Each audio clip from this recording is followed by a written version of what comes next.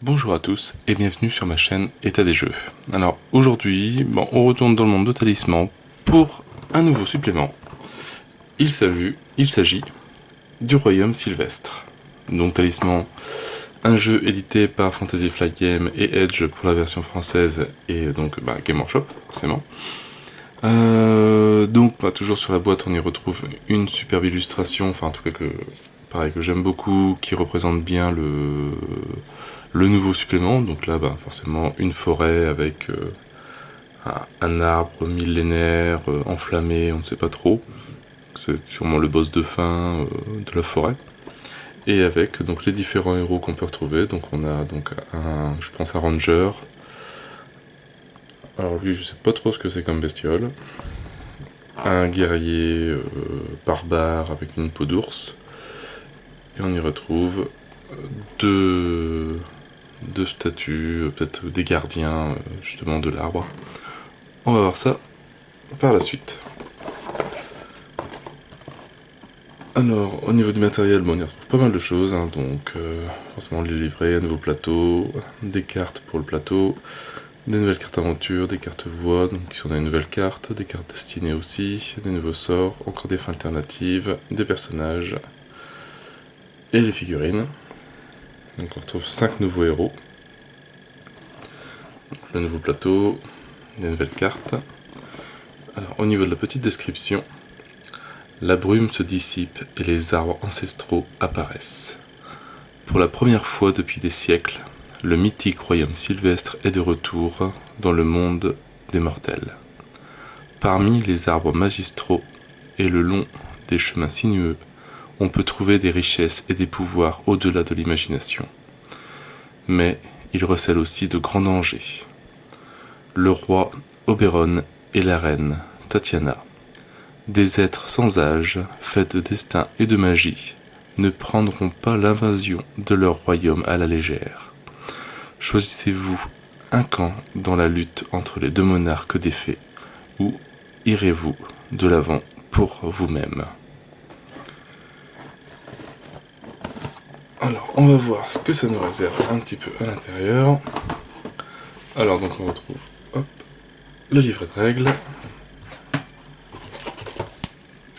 un nouveau plateau. Alors, aussi, je sais pas pourquoi, ils ont décidé de diminuer la taille. C'est un des derniers suppléments qui me restait. Et voilà, la boîte est plus petite par rapport aux autres. Pourquoi? Je sais pas. Pourquoi ils n'ont pas fait celui-là aussi de la même taille? Enfin bref, rien de grave. Donc, un nouveau plateau donc, qui représente une grande forêt. Donc on y rentre de l'autre côté, si je me souviens bien. On a la forêt. Et donc on parcourt une grande forêt, quand même pas mal de cases, et qui se termine par une sorte de grand marécage, affronter la reine, et la rencontre avec la destinée. Et après on retourne dans la forêt. On retrouve les fichieros et les fins alternatives. Des nouveaux pions, alors avec des pions araignées, et ça je ne sais pas trop ce que c'est. Hop, sachet avec les figurines, et 2 paquets de nouvelles cartes, quand même un beau petit paquet. On va déjà vite fait. On ouvre les figurines, on va regarder. Qu'est-ce qu'on a dedans? La notice. Donc le détail du matériel, pas mal de cartes. Donc les pions, on a des pions croissance, des pions araignées, des pions portail, des pions esprit totem et des pions voix cachée. Ça, je sais pas du tout ce que c'est pour les personnages. Donc le symbole, forcément, de l'extension, un arbre, ça on aurait pu s'en douter. La préparation, les nouveaux paquets de cartes, donc voilà où le plateau se place. Donc, au niveau de la cité, on y rentre par la forêt. Voilà, les règles de l'extension, les mouvements, donc on suit les flèches dans le sens horaire ou anti-horaire, forcément. Hop, un exemple de mouvement pour rentrer et sortir du royaume sylvestre. Une nouvelle chose, le destin. Et maintenant, il y a du destin lumineux ou du destin ténébreux. Donc on a des cartes qui sont plus liées au destin lumineux ou au destin ténébreux. Aussi, le destin permet de relancer des dés. Donc si c'est pour nous, on utilise un pion de destin lumineux. Pour refaire relancer le dé à un autre personnage qui n'est pas le nôtre, on utilise un destin ténébreux. Donc ça permet de changer un petit peu les règles du jeu aussi. Et donc après, donc voilà, on a des cartes qui sont liées au destin. Alors, selon si on est lié avec le destin de la lumière, si on est lié au destin des ténèbres, si on est sans lien ou si on est sans destin. Donc on a 4 configurations différentes. En sachant que voilà, on est lié à la lumière si on a plus de destin lumineux. On est lié aux ténèbres si on a plus de destin ténébreux. On est sans lien si on a le même nombre de destins, aussi bien lumineux que ténébreux. Et on est sans lien quand on n'a plus de destin. Donc ça change les effets des cartes. Donc j'essaierai d'en trouver par la suite.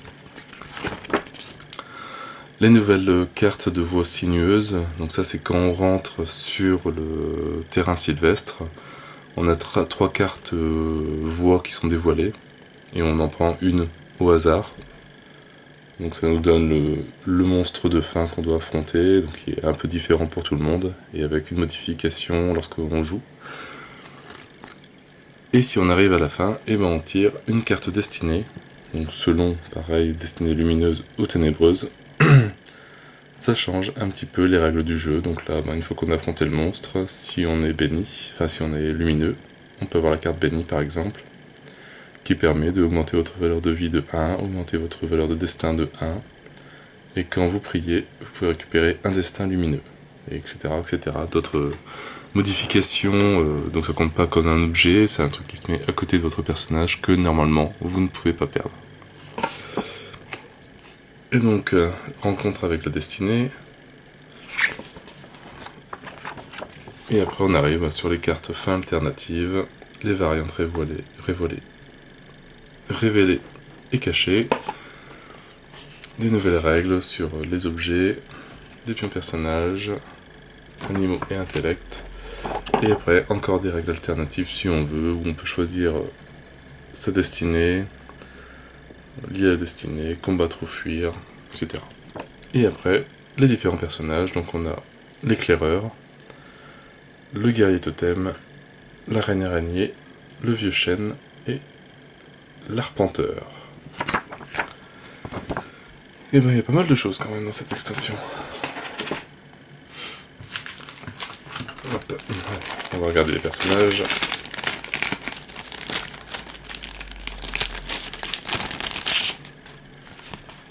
Donc on a les 3 fins alternatives et les 5 personnages. Alors on a l'éclaireur. Alors la figurine, voilà.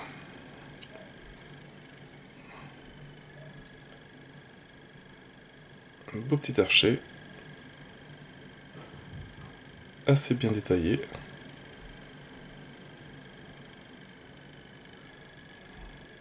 Le visage un peu bizarre, mais le reste, en tout cas, il est vraiment super joli. Et donc lui, il a une force de 3, un intellect de 3, destin 3 et 4 en vie. Et alors, vous commencez la partie avec 5 pions, voix cachée, sur votre carte personnage. Alors, qu'est-ce que c'est les pions voix cachée? Donc c'est les nouveaux pions, donc il me semble que c'est ceux-là, les 5 qui sont là. Quand vous piochez un ennemi, un étranger ou un lieu, vous pouvez placer un pion voix cachée de votre carte personnage sur cette carte. Si vous le faites, piochez une carte supplémentaire et ajoutez-la à votre case. Vous pouvez choisir de ne pas rencontrer les cartes qui ont un pion voix cachée. Les autres personnages ne peuvent pas rencontrer les cartes qui ont un pion voix cachée. Elles comptent toujours comme des cartes face visible sur cette case. Si une carte avec une voix cachée est retirée de sa case, remettez ce pion sur votre carte personnage. Alors on peut ajouter 1 à son mouvement. Et il commence au rocher. Donc c'est petit pouvoir différent, assez sympa. Alors après, qu'est-ce qu'on a? On a le vieux chêne. Alors, un petit ent. Pareil, la sculpture est assez sympa.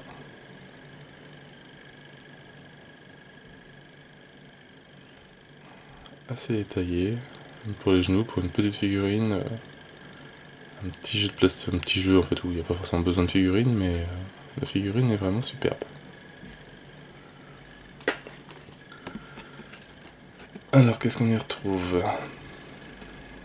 Ah, donc c'est un petit écureuil qui est sur le côté. Ah, ici j'avais pas vu. Et ici, le petit écureuil, le petit détail. Il faut le voir quand même. Alors lui, il a une force de 3, un intellect de 2, 2 points de destin et 4 en vie. Alors, et vous commencez la partie avec un pion croissance, avec n'importe quelle phase visible sur votre carte personnage. Alors, croissance, bon, je pense que c'est ceux avec les arbres, il me semble. Ils sont soit rouges, soit bleus. A chaque fois que vous dépensez des trophées pour gagner un pion de force ou d'intellect, vous pouvez mettre un pion croissance sur votre carte personnage à la place. Vous ne pouvez pas avoir plus de 5 pions croissance sur votre carte personnage. Pour chaque pion croissance sur votre carte personnage, augmentez votre vie de 1. Pour chaque pion croissance face rouge visible sur votre carte personnage, augmentez votre force de 1. Pour chaque pion croissance face bleue visible sur votre personnage, augmentez votre intellect de 1. Vous pouvez retourner vos pions croissance sur n'importe quelle face. Ah, sympa, d'accord. Donc on peut comme ça moduler son personnage, qu'il soit plus fort en force ou en intellect, selon le début de son tour. Et quand vous terminez votre tour dans les bois ou les forêts, vous pouvez soigner une vie ou récupérer un destin. Vous ne pouvez pas utiliser d'armes ou d'armure. Ça par contre c'est plus embêtant. Et on commence à la forêt. Le guerrier totem. Alors le guerrier totem, il est là. Donc, pareil, il a des belles plaquettes de chocolat. Je sais même pas qu'on pourrait en avoir autant. Mais en tout cas la figurine, aussi bien son bouclier que la cape, super rendu, bien dans l'action, vraiment très très joli. Alors lui, qu'est-ce qu'il a? Une force de 3, un intellect de 3, 2 points de destin et 4 en vie. Vous commencez la partie avec une hache du paquet achat. Et donc il a aussi les pions esprit totem. Donc voilà, ces 3 pions là. 1, 2 et 3. Donc c'est quand on tue un ennemi en combat ou en combat psychique, mettez un pion totem, esprit totem sur votre carte personnage. Vous ne pouvez pas avoir plus de 3 pions esprit totem sur votre carte personnage. Ajoutez, après votre jet de combat ou de combat psychique, vous pouvez défausser un pion esprit totem de votre carte personnage pour ajouter 1 à votre score d'attaque. Au début de votre tour, vous pouvez défausser un pion esprit totem de votre carte personnage pour soigner une vie, récupérer un destin ou gagner un sort. Et il commence à la forêt. Donc pareil, lui aussi il a des petits pouvoirs assez sympas. C'est pas juste un guerrier bourrin. Après, on a l'arpenteur. Alors lui, au niveau de sa figurine,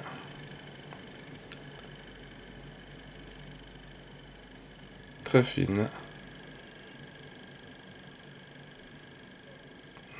très bien détaillée, donc vraiment magnifique. Petite ligne de moulage, mais bon. Non, vraiment super joli. Rien avec un petit lavis, ça devrait bien ressortir. Alors lui, bon, c'est pas un guerrier, hein, force de 1, intellect de 5, 3 points de destin et 4 en vie.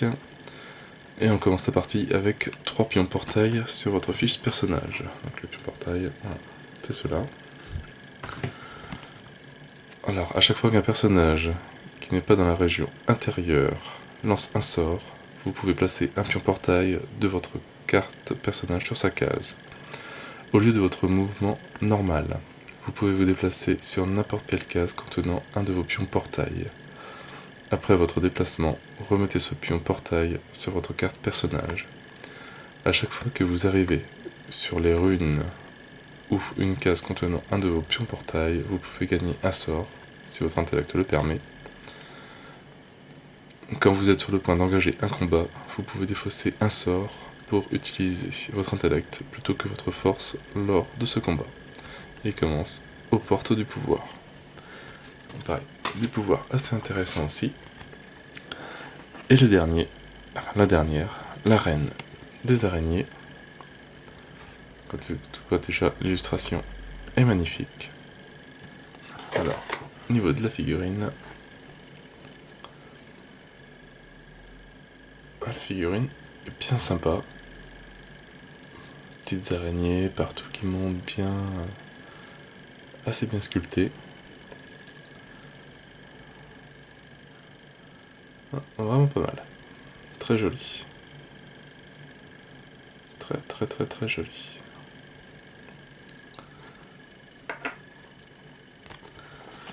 Et alors lui, elle, qu'est-ce qu'elle a? Une force de 2, intellect de 4, 3 points de destin et 4 en vie. Et donc elle commence avec 6 pions araignées. C'est les 6 pions qui restent. Au début de votre tour, vous pouvez placer un pion araignée de votre carte personnage sur n'importe quelle case où se trouve un personnage face toile visible. Donc voilà, comme ça. Donc une face visible et une face araignée. Alors, quand vous arrivez sur une case avec un pion toile, vous pouvez immédiatement arrêter votre mouvement. Quand un autre personnage arrive sur une case avec un pion toile, il doit immédiatement arrêter son déplacement. Dans ce cas, retournez le pion toile sur sa face arachnide. A chaque fois qu'un personnage sur une case avec un pion arachnide effectue un jet de dés, vous pouvez remettre ce pion dans votre carte, sur votre carte personnage, pour ajouter ou soustraire 1 à ce jet de dés, jusqu'à un minimum de 1. Ah, pareil. Beau petit pouvoir aussi, bien sympa. Et donc après, il nous reste les différents tas de cartes. Alors, on va trier un peu tout ça.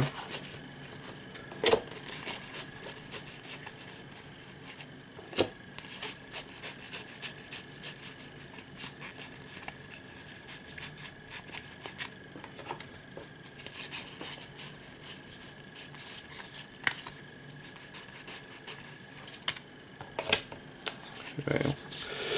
Ça en fait un bon petit paquet de cartes différents.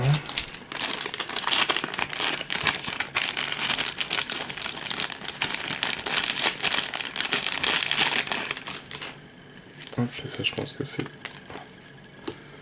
Alors je vais reprendre le doc. Donc alors on avait quelques sorts en plus.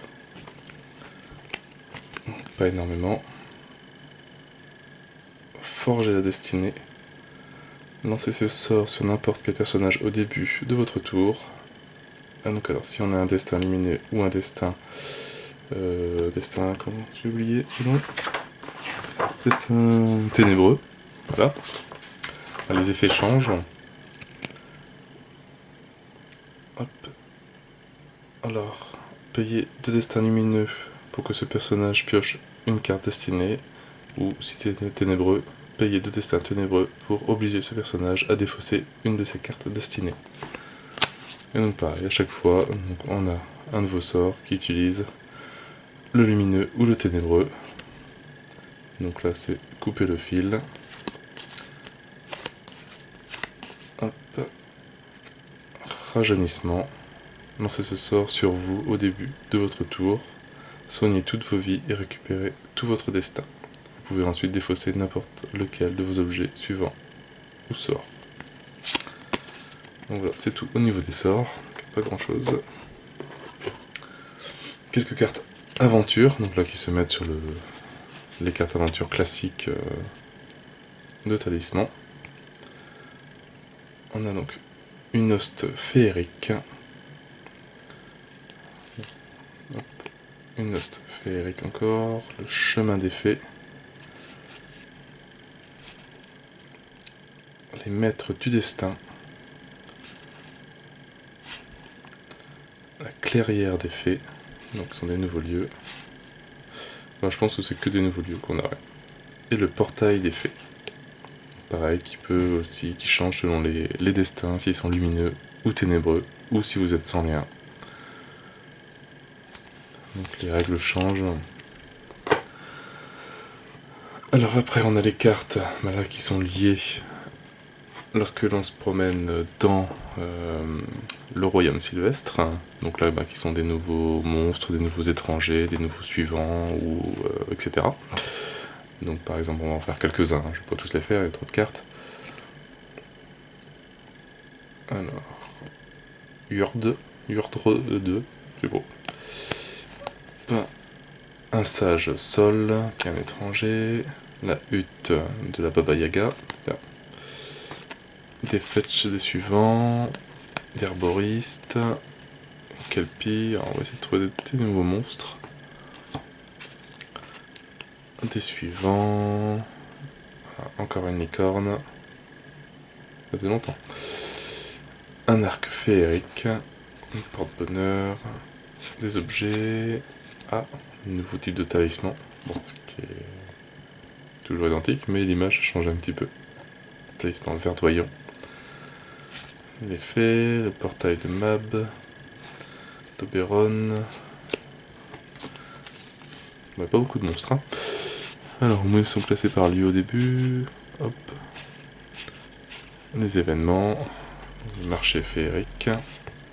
Le chemin des fées. Ah, il est joli. Lame vert. Voilà. Un ennemi. Bon, lui, force de 1, ça va. Un ennemi fait. Tous les personnages gagnent un destin, tous les personnages perdent un destin. Donc à faire attention vraiment comment on est placé dans les destins, parce que on peut en perdre ou en gagner assez facilement, on va dire. Surtout en perdre, si on est dans les ténébreux. Des boucs forestiers, des lions, des bandits. Bon, c'est un peu peut-être tout ce qu'on peut trouver dans une forêt, mais pas loin. Des araignées, des dragons weird. Hop, qu'est-ce qu'on a d'autre? Le grand méchant loup, forcément. Je me vois bien si en suivant on n'a pas le petit chaperon rouge. Des faux-moires, des bristères. En tout cas, les illustrations sont toujours aussi sympas.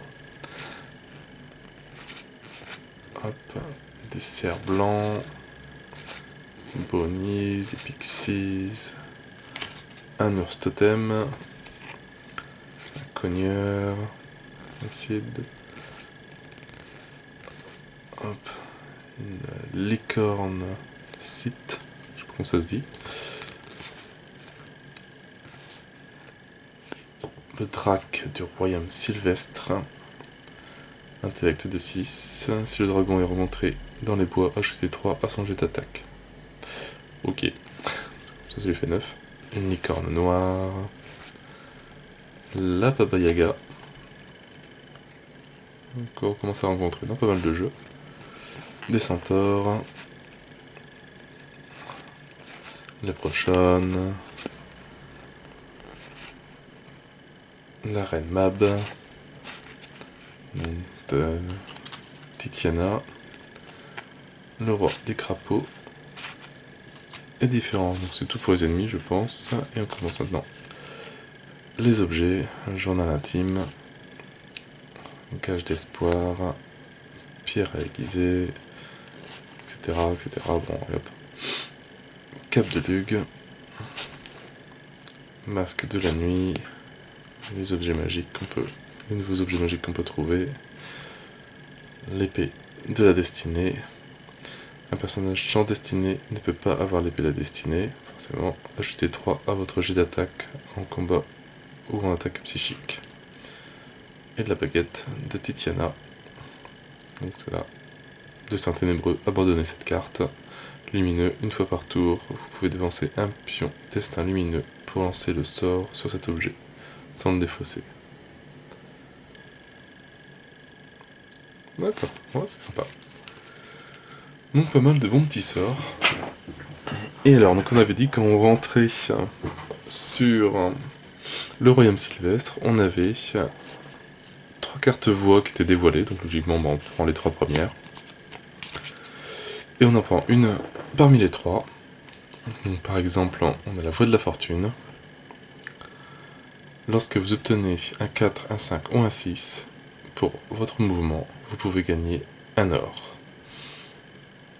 Et là, et à la fin, quand vous atteignez la rencontre avec la destinée, vous pouvez payer 5 or pour gagner une destinée. Et comme ça, quand on a gagné cette partie-là, donc on a dépensé les 5 pièces d'or, on retourne à la forêt et on récupère une carte de Stala. Alors après, qu'est-ce qu'on a? La voie du Weird. Piochez une carte destinée et mettez-la sur cette carte. Vous êtes considéré comme ayant cette destinée tant que vous êtes sur cette voie. Allez. Quand vous atteignez la rencontre avec la destinée, vous pouvez payer 4 destins pour gagner cette destinée sur cette carte. On va en faire quelques-unes. Hop, la voie du mage, par exemple. Ajoutez 2 à votre intellect directement. Et quand vous atteignez la rencontre avec la destinée, affrontez la reine Mab en combat. Elle a une force égale au double de votre intellect. Si vous la tuez, gagnez une destinée. Quand même, hop, la voie du guerrier. Donc gagnez 2 en force. Affrontez la reine Mab en combat psychique. Elle a un intellect égal au double de votre force. Donc c'est comme on a augmenté de 2, hop, elle a déjà 4 en plus. Si vous la tuez, gagnez une destinée. Hop, hop, la voie runique.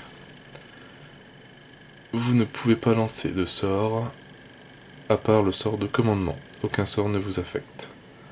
Quand vous atteignez la rencontre avec la destinée, chaque personnage doit défausser tous ses sorts. Si au moins 3 sorts sont défaussés de cette façon, gagnez une destinée, puis allez sur n'importe quelle case de rune. Hop, allez on va faire voie de la gloire, c'est la dernière. À chaque fois que vous gagnez un combat, soignez une vie ou récupérez un destin. Et quand vous atteignez la rencontre de la destinée, vous pouvez défausser 3 trophées pour gagner une destinée. Donc ça change un petit peu, c'est pas forcément toujours un combat à la fin du royaume sylvestre. Au moins, voilà, c'est quelquefois c'est de l'or à perdre, quelquefois c'est du destin, quelquefois c'est les autres qui perdent des sorts ou autres. Quelquefois c'est des combats.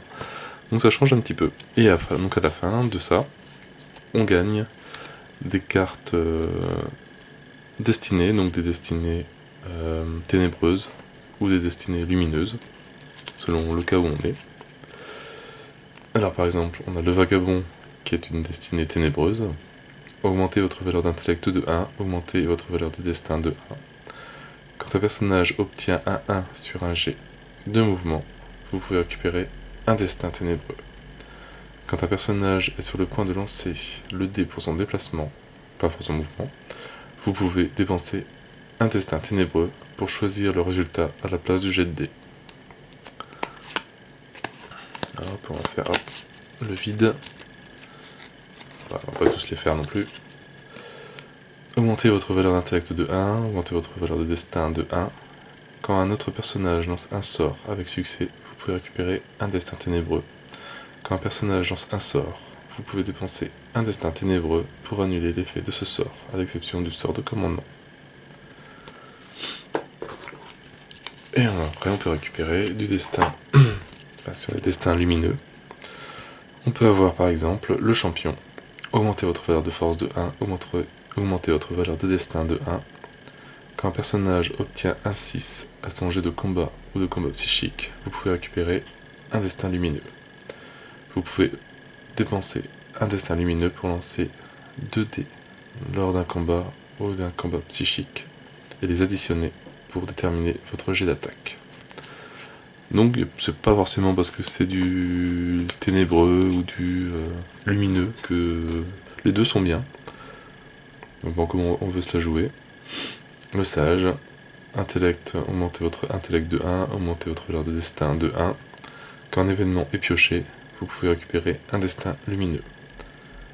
Quand vous piochez des cartes aventure, vous pouvez dépenser un destin lumineux pour défausser n'importe quel nombre de ces cartes et en piocher autant de nouvelles que vous pouvez rencontrer, que vous devez rencontrer.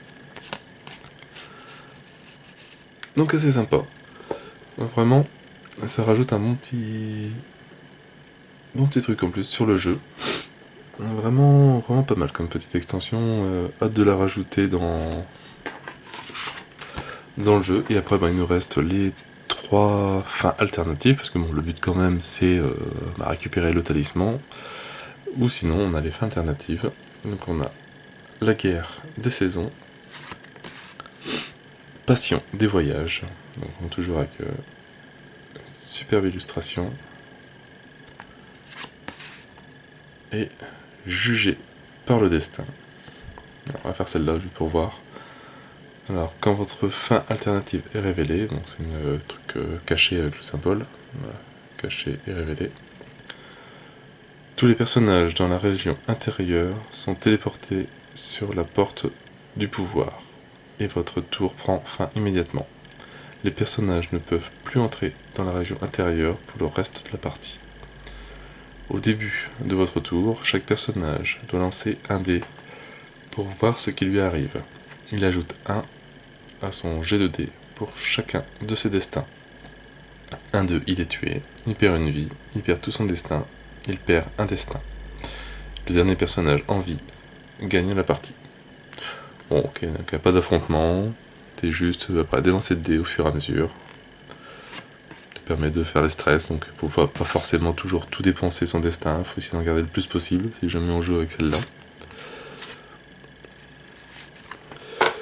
Donc voilà, moi c'est tout pour cette extension que j'approuve, qui a l'air assez sympa à jouer, qui rajoute du fun un petit peu, pas toujours des combats à la fin des nouveaux terrains, etc. Donc bien. Donc à voir en jeu maintenant. Bon, moi je n'ai plus qu'à vous souhaiter donc une bonne journée ou une bonne soirée, n'hésitez pas à liker, à commenter et à vous abonner à la chaîne. Et moi je vous dis à bientôt pour une nouvelle vidéo. Ciao ciao.